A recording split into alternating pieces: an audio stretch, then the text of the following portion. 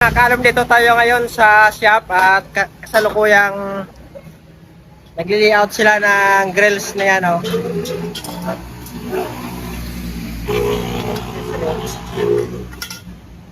Nagli-layout sila ng grills kasi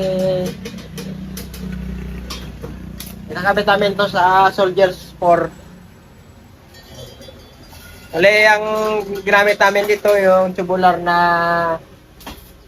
ito, yung 1x1 siya. Ito yung ginamit namin na yung kapal niya ay 1.5. Tapos yung sukat po niya ay 1.2 meter by 1.2 meter. Tapos yung presyo nito ay yung kasama na yung pintura ay 2,800 po siya. So yan na po. Nililayout po nila yung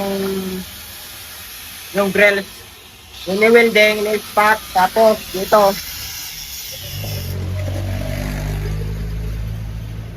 Yung taga-potol promise si Jeffrey. Tapos ginagamitan namin siya ng angle grinder siya.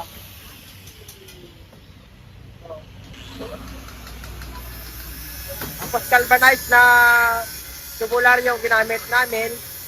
Tapos dadawil lang po namin yan sa bintana. So yun lang po yung update po namin sa shop po namin. So yan.